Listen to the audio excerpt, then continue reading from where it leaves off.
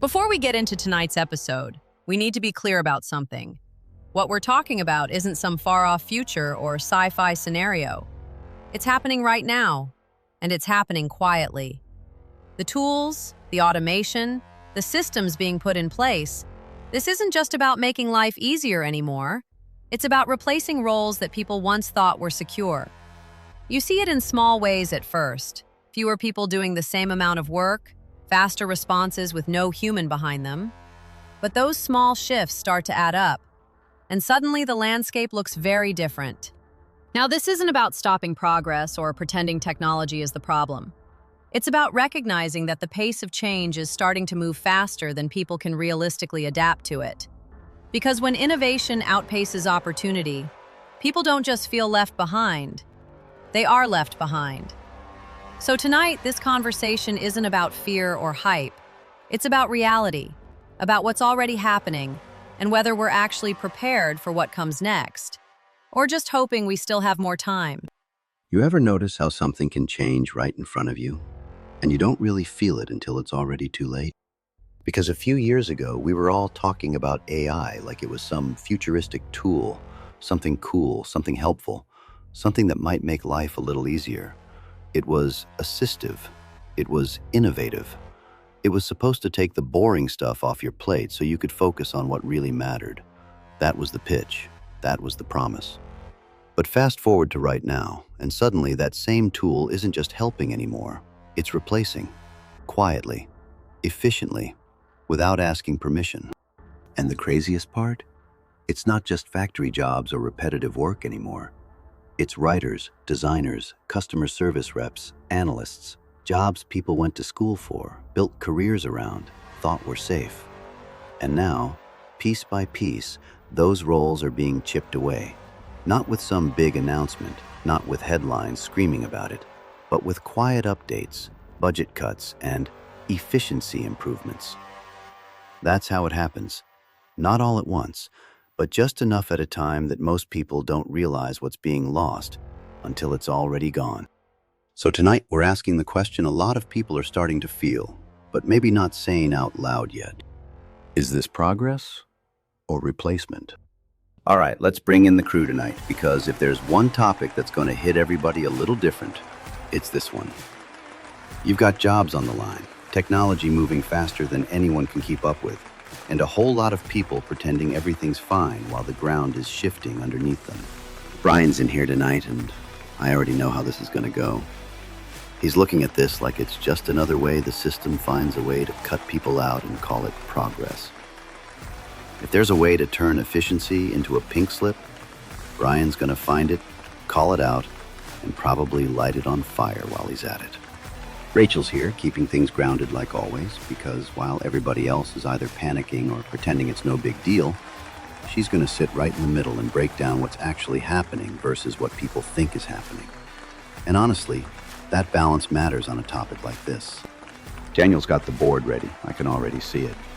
Because he's not just looking at AI as a tool, he's looking at who's behind it, who benefits from it, and what's really going on underneath the surface. If there's a bigger picture here, Daniel's connecting the dots whether we're ready for it or not. And of course, Skylar's in the building, ready to push back from the other side and make the argument that this isn't just about technology. It's about how it's being used, who it's benefiting, and who's getting left behind in the process. And whether you agree with her or not, she's gonna make you think about it differently. And me? I'm just trying to figure out where the line is, because at some point, this stops being innovation and starts becoming something else entirely. Let's get into it. So let's start here, because this is where it hits home for a lot of people. Not headlines, not tech conferences, real life. You go to a website now, and instead of a person, you get a chatbot. You call customer service, and it's a voice system that sounds human but isn't. You read an article, and you're not even sure if a person wrote it.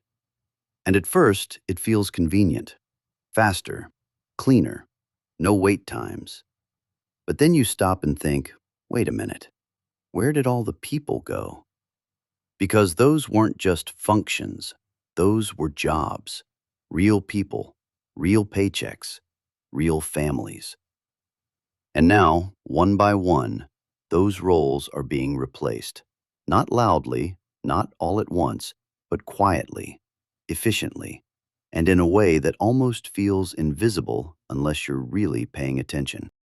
And what's different now is this. It's not just the jobs people used to call replaceable. This isn't just factory lines or repetitive work anymore. This is white-collar territory.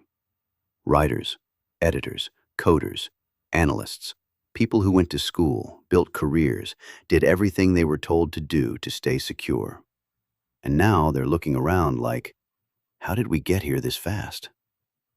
Because the same tools that were supposed to help are now capable of doing the job entirely, or at least enough of it that companies don't need as many people anymore.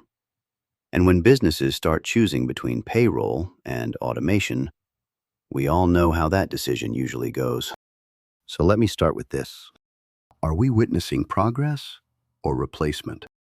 I'm going to say it straight because this is one of those moments where people are trying to soften what's happening with nicer words. And I'm not buying it. This isn't just progress, this is replacement, plain and simple. And the reason it's happening the way it is, quietly, without a big national conversation, is because if people actually stopped and looked at the full picture, there'd be a whole lot more pushback. Companies aren't rolling this out because they care about innovation. They're doing it because it cuts costs. That's it. You don't have to pay AI a salary. You don't have to give it benefits. It doesn't take sick days, and it doesn't complain. So from a business standpoint, yeah, it makes perfect sense. But from a worker standpoint, this is a slow bleed, and people are just now starting to feel it. And here's what really gets me. This is the same pattern we've seen before. First, it was outsourcing. Ship the jobs overseas, tell everyone it's about efficiency, and then act surprised when entire communities get hollowed out. Now we're not even shipping jobs somewhere else. We're just deleting them entirely. And the people who are getting hit now aren't just blue-collar workers. It's white-collar too. The ones who thought they were safe. The ones who were told, get a degree, build a skill, you'll be fine. Well, guess what? Now the system found a way to replace that too. And nobody in charge seems too worried about what happens to those people once they're no longer needed. Brian, that's where people start getting uneasy because what you're describing doesn't feel like some distant possibility. It feels like something already happening in slow motion. And I get what you're saying about cost cutting because at the end of the day, businesses are always going to follow the money. But the part that sticks with me is how quiet it's been. There's no big moment where everyone stops and says, hey, this is changing everything. It just keeps moving, and people are expected to keep up whether they're ready or not. And that's where I think this gets more complicated than just blaming companies, because there is a real benefit to the technology itself. So, Rachel, let me bring you in here. Are we moving too fast for people to realistically adapt to this? Or is this just the natural evolution of how work changes over time? I think that's exactly the concern. And it's where this conversation needs to stay grounded, because both things can be true at the same time. AI absolutely does bring efficiency. It can handle repetitive tasks, it can process information faster, and in a lot of industries, it can genuinely make things run smoother. That part isn't the issue. The issue is the speed at which it's being adopted compared to the speed at which people can realistically adjust their skills, their careers, and their expectations. Because adaptation takes time, and right now, that timeline is shrinking faster than most people can keep up with. And what makes this more complicated is that the impact isn't always obvious right away. It doesn't look like mass layoffs overnight. It looks like hiring freezes, smaller teams, roles quietly disappearing. And over time, that creates a gap where fewer opportunities exist for the same number of people. So while innovation continues to move forward, the question becomes whether the workforce is being brought along with it or left behind in the process. And right now, it feels like that gap is starting to widen in a way that we haven't fully addressed yet. See, that's the part that hits differently. Because it's not just about whether AI works, it's about whether people have the time and space to adjust to it. And what you said about the gap growing, that's real. Because even if new opportunities come out of this, They're not coming at the same speed as the jobs that are being phased out. And when that gap gets too wide, that's when people start feeling like they're being pushed out instead of moved forward. And I'll be honest, that's where I start asking a different question. Not just what's happening, but why it's happening this way. Daniel, I'm going to bring you in. Do you think this is just innovation moving fast, or is there a bigger system behind how this is being rolled out and who it benefits? What you're seeing isn't random, and it's definitely not accidental. This is what happens when a system reaches a point where efficiency becomes more valuable than participation. Because once companies realize they can operate with fewer people and still maintain or even increase output, the incentive shifts completely. It's no longer about building teams, it's about optimizing systems. And AI is the perfect tool for that because it doesn't just replace labor, it learns from it first. It watches, it absorbs, it replicates, and then eventually, it removes the need for the original source. And the part people aren't really talking about is how much data has already been fed into these systems to make that possible. Every email, every document, every interaction, those are inputs. So in a way, people have been training the very thing that can now replace them. And once that system reaches a certain level of capability, the shift becomes inevitable. Not because it has to happen, but because from a control and cost standpoint, it's the most efficient outcome. So the real question isn't just who benefits, it's whether there was ever a scenario where this didn't end up going in this direction.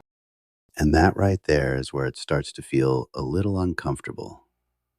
Because if what you're saying is even partially true, then this isn't just about technology. It's about direction. It's about where things are being steered and whether people actually have any say in it. And the idea that people may have unknowingly helped build the thing that replaces them, that's a tough reality for a lot of folks to sit with. But at the same time, we can't ignore that this isn't happening in a vacuum. Decisions are being made along the way. So Skylar, let me bring you in here. Is this really about the technology itself? Or is this about how people in power are choosing to use it? It's absolutely a people issue. And more specifically, it's a power issue. Technology on its own doesn't make decisions. People do. Companies do. And right now, the way AI is being used is heavily tilted toward maximizing profit, not protecting people. Because if the goal was balance, we'd be seeing serious conversations about worker protections, retraining programs, or even things like reduced work hours with the same pay to reflect increased productivity. But instead, what we're seeing is companies benefiting from the efficiency while workers absorb the uncertainty. And that's where the frustration comes from, because it doesn't have to be this way. Technology could be used to improve quality of life across the board, but that requires intentional decisions that prioritize people, not just margins. Without that, the risk is that we end up in a situation where productivity increases, profits increase, but stability for the average worker actually decreases. And when that gap widens too much, it doesn't just become an economic issue, it becomes a societal one. And that's where this whole thing really starts to settle in. Because no matter which angle you look at, whether it's cost-cutting, innovation, or even what Daniel's talking about with the bigger system behind it, you keep coming back to the same reality. This isn't theoretical anymore. This isn't something we're debating for the future. It's already happening. And it's happening in ways that most people don't fully recognize until it hits them directly. And by the time it does, it's not a conversation anymore. It's a consequence. Because here's the part that sticks with me. We've always had technological shifts. We've always adapted. But this feels different. This isn't just replacing how we work. It's starting to replace who does the work. And when you start removing people from the equation at scale, that's not just an economic shift. That's a societal one. That changes how people provide, how they see themselves, how they build stability. And I don't think we've really had an honest conversation yet about what that looks like, long term, if this keeps accelerating the way it is. And I'll be real with you, because I think this is where a lot of people are at, even if they're not saying it out loud. There's a level of uncertainty here that doesn't sit right. Not because progress is bad, but because it feels like the direction is being decided without much input from the people it affects the most. And when that happens, you start to lose trust, not just in the technology, but in the systems pushing it forward. Because people don't mind change, but they do mind being left behind. So maybe the real takeaway tonight isn't about whether AI is good or bad. Maybe it's this. If this is the direction we're heading, who's making sure people aren't getting erased along the way? All right, before we wrap things up tonight, let's take a second and talk about something a little more human. Because after a conversation like that, you might need a reset. If you've been rocking with us here at Data Dissonance, this is where you can actually bring the show into your everyday life. We've got the full lineup ready to go. Hoodies, hats, mugs, bumper stickers, tote bags, all built around the same idea we talk about every night. Thinking for yourself and not just going with the noise. And yeah, some of these designs, they've got a little edge to them. Because let's be honest, that's kind of the point. And if you really want to take it up a notch, don't forget about the coffee line. Whether you're starting your morning or winding down after a long day, we've got something for you. From the lighter, smoother blends all the way to that bold, dark roast that actually feels like it wakes you up. It's all part of building something bigger than just a podcast. It's a brand, it's a mindset, and it's a community that actually thinks. So if you want to support what we're doing here, rep the message, and keep this thing growing, all the links are right there in the description. Go check it out. You know, the more I think about this, the more it feels like we're standing in one of those moments that people are going to look back on years from now and say, that's when everything started to change. Not overnight, not with some big announcement, but quietly, steadily, right in front of everyone. And the truth is, most people don't realize they're in a moment like that until it's already passed. They just feel the pressure. They feel something shifting.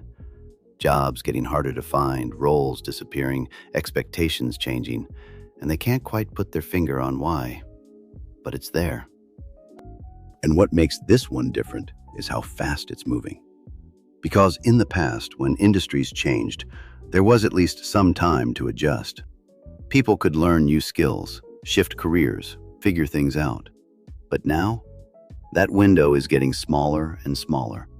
And if you're not already paying attention, if you're not already thinking about where things are headed, you risk getting caught flat-footed in a system that doesn't slow down for anyone. That's not fear, that's reality. And whether you're in tech, sales, customer service, writing, whatever it is, you've got to start asking yourself where you fit into this next version of the world that's being built. But here's the part I don't think gets said enough. This isn't just about jobs. This is about purpose. It's about what people do every day to provide, to build something, to feel like they're contributing. And when you start pulling that away without replacing it with something meaningful, that creates a gap that goes way beyond money. That's where frustration builds. That's where division starts. And if nobody's really addressing that side of it, if the focus is only on efficiency and profit, then we're setting ourselves up for a bigger problem down the line than I think a lot of people are ready to deal with. So yeah, technology is going to keep moving forward. That's not stopping. But the real question is whether we're moving forward with it, or just trying to keep up while it passes us by. Because at the end of the day, progress shouldn't come at the cost of people being pushed out of their own lives. And if we don't start having honest conversations about that now, we're going to wake up one day and realize we waited too long. Remember to speak truth. Stir thought. Tonight's episode is brought to you by the Caleb Rourke Thriller series, written by our very own host, Artie. If you're into high-stakes suspense, covert operations, and stories that feel just a little too real for comfort, this is where you want to be. From the Covenant Protocol to the Prophet Directive, and now Black Echo Rising, This series pulls you into a world where nothing is as simple as it seems, and every decision comes with consequences. These aren't just action stories. They're built around the same themes we talk about here on the show: power, control, truth, and the lines that get blurred in between. If you like your fiction grounded in reality with just enough edge to make you question what's really going on behind the scenes, you're going to want to check these out. You can find all 3 books right now on Amazon, and as always, we've made it easy for you. The links are right there in the episode description. And if you've been listening to the show and want to support what we're building here, this is one of the best ways to do it.